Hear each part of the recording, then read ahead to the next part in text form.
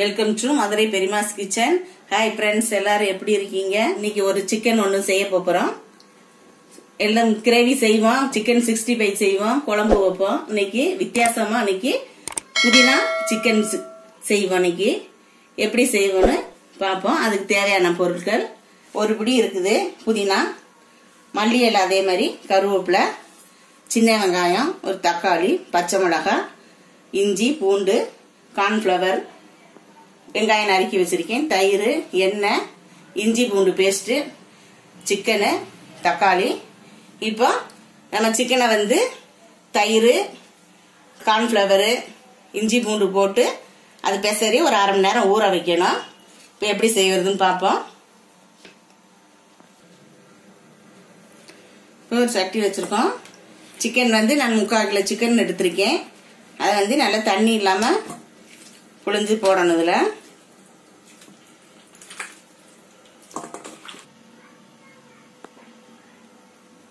Chicken வந்து நல்லா புழிஞ்சு தண்ணி இல்லாம ஒட்டை புழிஞ்சு போட்டு வச்சிருக்கேன். இப்போ வந்து கார்ன்ஃப்ளவர் மாவு வந்து ஒரு 2 ஸ்பூனுக்கு அளவுக்கு போடுவோம்.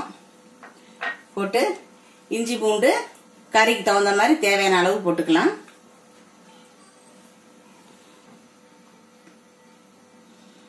அடுத்து தயிர் சேர்த்துக்குவோம்.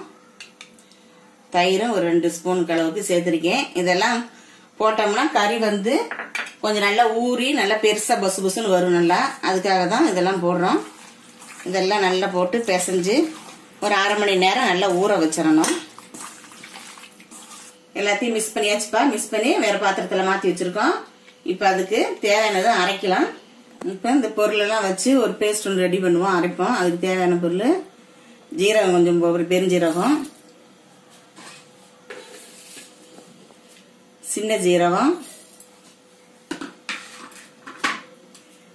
வெங்காயம் உரிச்சு வச்சிருக்கேன். ஒரு 100 கிராம் வெங்காயம் இருக்கும். வெங்காயம்,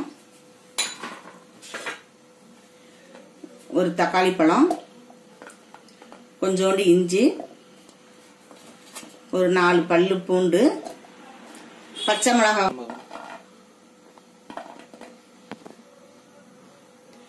பச்சை மிளகாய் வந்து தேவையான அளவு போட்டுக்கலாம். நான் வந்து ஒரு 6-7 மிளகாய் போடுறேன். உங்களுக்கு எவ்வளவு காரம் நீங்க அதிகமா வேணும்னா நீங்க போட்டுக்குங்க.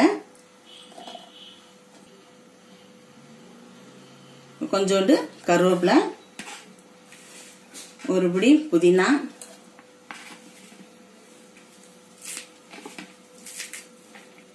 மல்லி இலை, கொஞ்சம் மல்லி இலையும் ஒரு பிடி வருது. எல்லாத்தையும் போட்டு எல்லாம் அப்படியே அரைக்க வேண்டியதான். அரைச்சி எடுத்துக்குவோம். நல்லா அரைச்சி வச்சுப்பேன். நல்லா நைஸா அரைக்கணும். தொக்கையா இருந்துடக்கூடாது. எவ்வளவு நைஸா இருக்கணும் அவ்வளவுக்குள்ள நைஸா அரைச்சிடணும். நைஸா அரைச்சாச்சு. சட்டியை பருப்புல வச்சாச்சுப்பா. சட்டி காஞ்சிருச்சு. நமக்கு தேவையான எண்ணெய் ஊத்திக்கலாம். நான் ஒரு 2 ஸ்பூன் ஊத்துறேன். எண்ணெய் காயட்டும். வெங்காயத்தை போடுவோம். எண்ணெய் காஞ்சிச்சு. வெங்காயத்தை நல்லா வதக்கிக்கலாம். நல்லா பொன்னிறமா வர வரைக்கும் வதக்கணும் வெங்காயத்தை.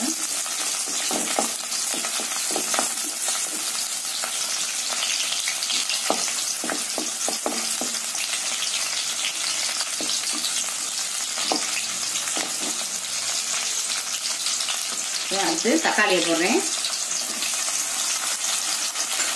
அதையும் நல்லா வதக்கிக்கலாம். நல்லா வெங்காயமும் தக்காளியும் நல்லா வெந்துட்டு வெந்துருச்சு.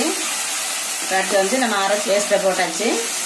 இப்போ நல்லா வதக்கணும். அதை கொஞ்சம் பச்சை வாடை போக வேண்டி கொஞ்சம் நல்லா வதங்கினா கொஞ்சம் அந்த புதினா வாடை வந்து கொஞ்சம் இல்லாமல் இருக்கும். சில பேருக்கு அந்த ஸ்மெல்லு பிடிக்காது.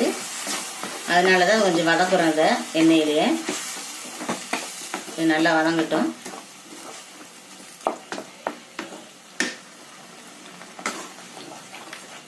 அடி பிடிக்காம நல்லா கிண்டி விடுங்க. நல்லா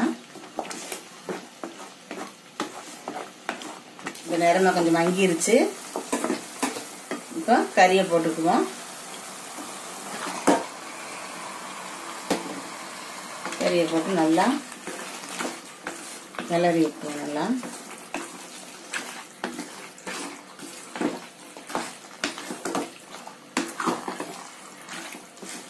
அதுக்கு உப்பு தேவையான அளவு உப்பு போட்டுக்கலாம்.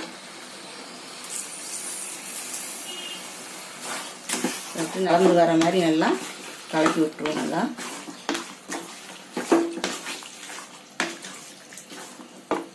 இது நமக்கு இப்போ நம்ம 3/4 கிலோ கறிக்கு ஒரு பிடி நம்ம கையில் ஒரு பிடி அளவுக்கு நான் புதினாவும் மல்லி இலையும் சேர்த்துருக்கேன்.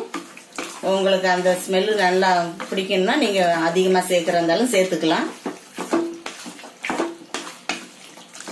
நல்லா கலக்கியாச்சு. கொஞ்ச நேரம் வேகட்டும்.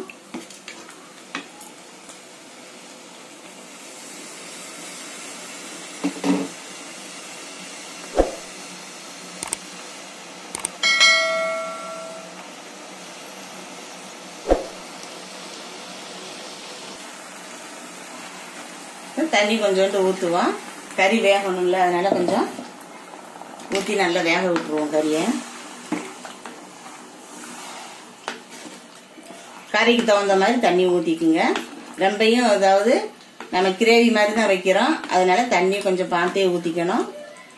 ரொம்ப தண்ணி ஊற்றுனீங்கன்னா தண்ணி ஆகி போயிடும். அளவாக கறிக்கு தகுந்த மாதிரி பார்த்து தண்ணியை ஊற்றிக்குங்க. இதை ஊற்றி கொஞ்ச நேரம் கறி வேகட்டு, நல்லா வேக விட்டுருவோம் கறியை. இதை அப்படியே மூடி வச்சிடலாம். நல்லா வெந்துருச்சுங்க. இன்னும் கொஞ்சம் வேகணும். கிரேவி நல்லா இந்த குழப்பாக வரணும். கொஞ்சம் தண்ணியாக இருக்குது, இன்னும் கொஞ்சம் நேரம் வேகட்டும்.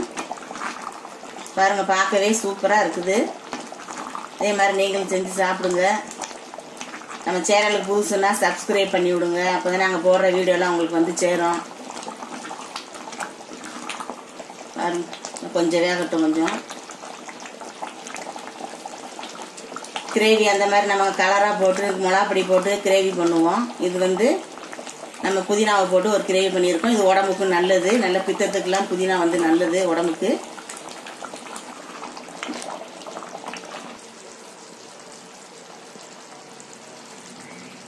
புதினா கிரேவி ரெடி ஆயிடுச்சுங்க. இப்போ இறக்கிடுவோம். புதினா சிக்கன் கிரேவி ரெடி ஆயிடுச்சுங்க. நீங்களும் செஞ்சு சாப்பிட்டு பாருங்க. வீடியோ பார்த்தா மட்டும் பத்தாது, நீங்களும் செஞ்சு சாப்பிட்டுட்டு எனக்கு எப்படி இருக்குன்னு சொல்லணும். சப்ஸ்கிரைப் பண்ணுங்க, லைக் பண்ணுங்க, ஷேர் பண்ணுங்க, கமெண்ட் பண்ணுங்க. அடுத்து வித்தியாசமான ஒரு டிஷ்ஷோட அடுத்த வீடியோல சந்திக்கிறேன். நன்றி, வணக்கம். பெல் பட்டனை மறக்காம அமுக்குங்க.